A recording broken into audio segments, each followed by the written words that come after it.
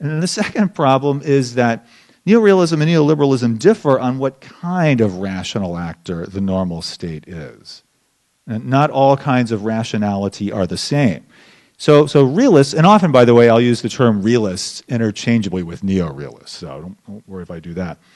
Neorealists say that all normal states, all of them, are suspicious of each other, self-regarding, amoral utility maximizers, determined to increase their power relative to the power of other states, even at the risk of inviting costly conflicts. This is what the normal state is, according to Neo. And by state, I mean country, of course, with government. Neoliberals, though, impute the identity not just to China, the neoliberal analysts, but to any state, of an actor that's fully rational, but still predisposed to cooperate with other states in international society and to smooth over conflicts. That's a normal state from a neoliberal perspective. The goal of neoliberal states is then to maximize absolute utility instead of relative utility. So relative to the utility accrued in the past, or that could be gained in the present and future from taking a different course of action. So neorealists assume selfish, amoral, even paranoid states constantly trying to maximize their power relative to the power of other states and trying to maximize their welfare relative to the welfare of other states because they're really worried that other states will get ahead of them and in this really competitive and even often vicious game vanquish them in some way or another. Neoliberals say actually states aren't like that. States just want to improve their absolute welfare or absolute power to solve social problems relative to the past or relative to an alternative course. So you can have very different takes on what a normal state is, but they both assume states are rational. And these are actually very different identities. They say that we don't pay attention to identity, but they're actually imputing two very different kinds of identity to all states. So neorealists are therefore pessimistic about international relations, while neoliberals are optimistic about international relations, in particular the future of U.S.-China relations and, of course, Taiwan-China relations. No question about this. There are some exceptions, but generally. So put another way, if you think the Chinese state's identity is more realist, you would probably be pessimistic. While if you think it's more neoliberal, you would be optimistic. Of course, we're temporarily at least holding constant the U.S. state's identity, Taiwan state's identity, and so on. Okay? So some writers on China impute a neo-realist identity to the Chinese state. Others impute a neoliberal identity. And which identity it has is going to be crucial for understanding cross-strait relations, as you'll see in a minute, because Ma Ying-jeou's policy, his overall strategy toward China, as you'll see, assumes that the Chinese state has a neoliberal identity. Few analysts I've found of China's trajectory explicitly analyze identity in this sense, rather than some objective future national interest as a key or perhaps the determining factor. Major exception, Professor Alistair Ian Johnston of Harvard University actually changed his mind about the identity of the Chinese state between 1998 and 2003. He was pessimistic in the mid-90s, became more optimistic that actually China is a very cooperative, neoliberal type state by the early mid-2000s. I think by his 2008 book, Social States, he was hedging his bets again and wasn't sure what would happen with the rise of China. So to the extent that Johnston and other China specialists did find in the 2000s that China's state identity was neoliberal, how certain can we be that this didn't simply reflect the relative weakness of China at that time relative to international structures? Because if China's neoliberal posture, as detected by Johnston and others, was primarily a product of its weakness, then it might fade away as China becomes stronger over the next 2 decades, if that's actually true. And if it is true, then what would be the implications for cross-strait relations and achieving peace in the Strait? So a key assumption here is we can't simply project from the present when Chinese power is constrained by international structures. Try to imagine an entity, in this case a state, in a structural situation characterized by, among other things, a military structure which would include the balance of power, relative array of states, and how much military and other kind of power they have, as well as security regimes, arms control regimes, security dialogues related to the Association of Southeast Asian Nations, those sorts of institutions. And then the economic sector, global markets count as a kind of structure, trade regimes, all of which are really important in this context because we all know China is super integrated into the global economy. Now, in some ways, it's the center of the global economy now, and that doesn't look likely to change anytime soon. It actually gives neoliberals a great source of optimism about China and its future. It's so deeply involved in international trade. So even if Chinese and foreign and security policies today are more consistent with policies of neoliberal state, I went into the research saying, but we can't really attribute this finding to the Chinese state's identity as opposed to international structure. Our identities are more deeply embedded, relatively constant, at least slower to change, kind of organizing principles for a state's foreign policy. So is what we're seeing in China, or what we did see in the early mid-2000s, really a reflection of those deep, abiding orientations toward international relations, or a reflection of China's weakness relative to international structures? It's had to trade, open up with the outside world in order to develop the economy. It was still militarily quite weak in the early 2000s. And so if it's weak, it may have a tendency to express more cooperative policy just because it's weak and it can't afford to take on anyone. Right? So if structure determines policies, then when Chinese power relative to structure reaches a certain critical point, the foreign and security policies could become more realist and assertive in ways that other states find problematic. And some say this is already starting to happen. There's a lot of discussion about since how in the last 3 years, since 2008, the year of the Olympics, the year of the Tibetan uprising and so on, that Chinese foreign policy has become much more assertive in places like the South China Sea, the East China Sea, and so on. So some people are saying, well, especially with the global financial crisis making the West look so weak and incompetent from 2008 on, there's a lot of people in China. There are a lot of people in China now. This is our opportunity. We finally, relative to the West, have become much more powerful and important. Our model is clearly working in ways that theirs isn't. And so people say, China's foreign policy is changing. Empirically, that seems to be the case, but we don't know whether it's just an aberration or not. So then enter cross-strait relations. You see a map of the Strait. First of all, the context when President Ma Ying-jeou or any Taiwan leader is trying to develop a strategy toward China, have to keep in mind the wishes of voters in that democratic state. And these polls are done, as you can, how clearly you can see on the bottom, these polls are done all the time by various entities in Taiwan. This shows from, looks like April, I can't see that clearly, so April 2002 until just December 2010, asking people, respondents to the polls, whether you favor unification or independence, or basically something in between. You've probably seen these polls before. And the bottom line here is that only a very small proportion of the Taiwan population want unification as soon as possible, that's red, or status quo now, unification later, which is yellow. The red and yellow be people who are leaning toward unification. Okay? This would add up to 100%. Now, keeping in mind that the status quo in Taiwan is de facto independence. It's not de jure independence. It's not recognized as an independent country by any other big state, probably 22, I think, now small states. So it really isn't considered a country de jure, but de facto, I mean, any objective definition of a state, Taiwan will qualify as a state. So over 80% of the population wants the status quo to continue and postpone the decision on what to do in the future. And actually, if there are other polls that are done asking, well, if China were to accept an independent Taiwan, would you be okay with it? And then the number of people supporting independence in that hypothetical scenario goes up to between 60 and 80%, depending on the poll and the time.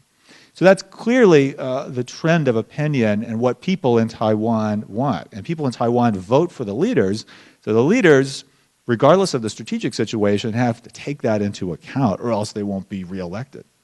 right? In fact, one of Ma Ying-jeou's big weaknesses now is he's opening up to China in ways that would be consistent with the objectives of Strait talk, increasing trade, arranging for regimes to be put in place to increase trade, cultural exchanges, and so on, but then actually weakens his support among groups of the population who are suspicious of China and worried about it. Okay, that's reality. So Ma Ying-jeou's strategy in general terms, of course, always will include military deterrence, maintaining a robust military that in the event of, God forbid, a military attack, could hold the island for 2 weeks or so until United States forces. He's got to maintain military deterrence capability. That implies buying weapons from the United States and keeping a strong Taiwan military. That's just also part of reality. Beyond that, though, he has tried to move, as you know, farther really than any other Taiwan leader ever, toward accommodating China and trying to open up to China in pursuit of peace. First, by deepening cross-strait economic and cultural integration in all the ways you know about, and then really appeasing China on the plane of rhetoric by reversing the so-called de-Sinification program of former President Chen Shui-bian. The de-Sinification program is when Chen Shui-bian was president, he tried to eliminate a lot of the symbols indicating that Taiwan was a part of China. Taking down statues, putting the word Taiwan on passports, all of that kind of thing. Trying to cultivate, enhance this Taiwan consciousness. President Ma Ying-jeou he's actually turned some of them back, but he's clearly stopped the de-Sinification program in its advanced sense that was pursued under President Chen, because he doesn't want to antagonize China unnecessarily. He doesn't want to be seen as provocative and as President Chen was accused of being, taking cheap shots that are only going to antagonize Beijing. So he's trying to do that, clearly. This strategy obviously assumes that the Chinese state's identity is neoliberal rather than realist. That if cross-strait interdependence can increase so that both sides benefit from trade and cultural ties of various sorts, both sides will people, actual real people and groups in both sides, will develop a fondness for the other side. We'll see their actual benefits from trade and investment across the strait, both ways, coming as a result of this policy. And they won't want to shake the status quo. They won't want to take a risk on undermining these benefits, both the material benefits and kind of the psychic benefits that come from deepened integration. That's clearly President Ma's strategy. The strategy also assumes that the reason for the impasse in cross-strait relations from 1998 to 2008 was Taiwan's policies rather than Beijing's ultimate intent. That if you take a look at the policies of Li Denghui and Chen Shui-bian, and they were clearly designed to provoke China, pursuing de-Sinification and so on, and in a number of ways that we don't have time to go into, that if you just stop doing that kind of thing and pursue integration, you should be able to achieve at least movement in the direction of peace across the strait. And in fact, Ma Ying-jeou has said that he'd like to talk about a peace agreement with China.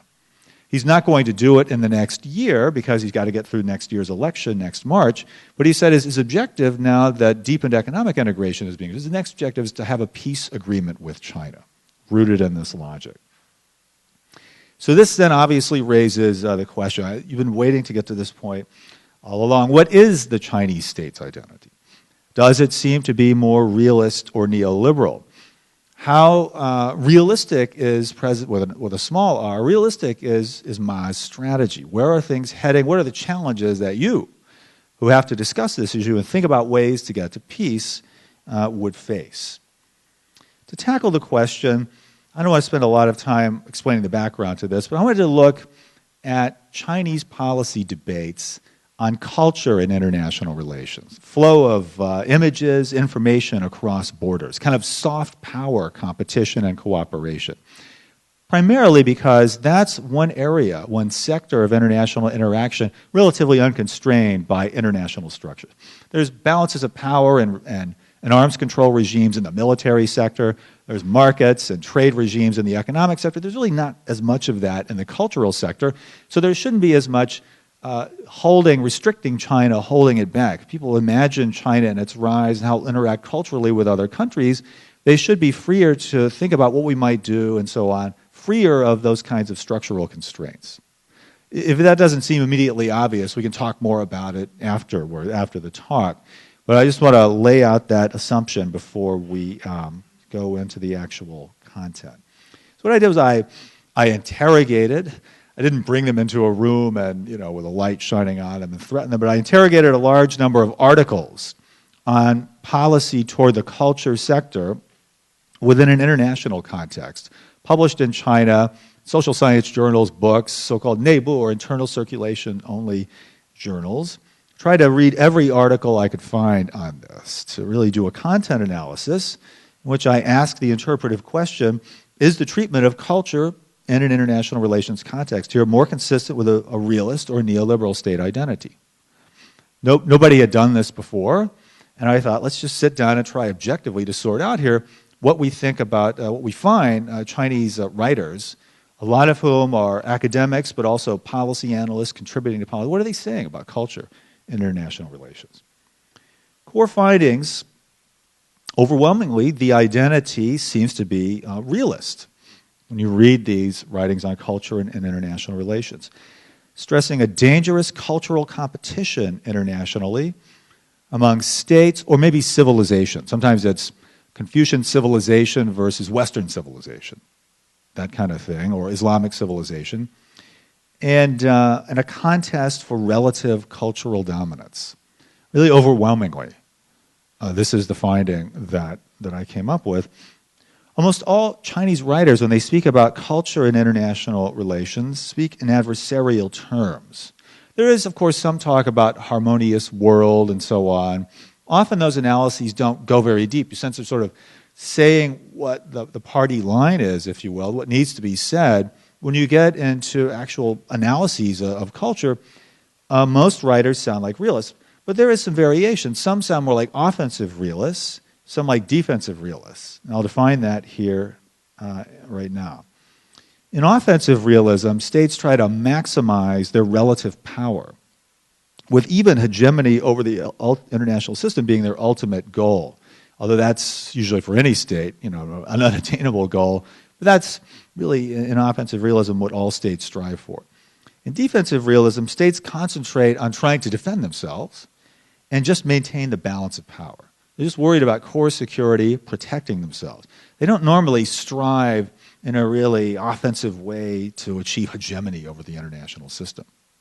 So I tried to look at Chinese writing on culture and international relations, the flow of images and information and so on, and ask whether it was neoliberal or realist. I found it's overwhelmingly realist, but then try to break it down into offensive versus defensive, because offensive realism is very optimistic about what the state can achieve in cultural competition in international relations.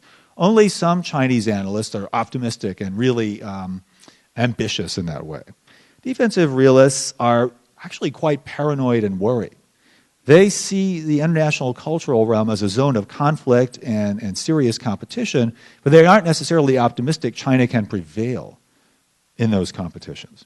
So while you look at this nice slide here, I'm going to read you just a few excerpts of examples of each of these.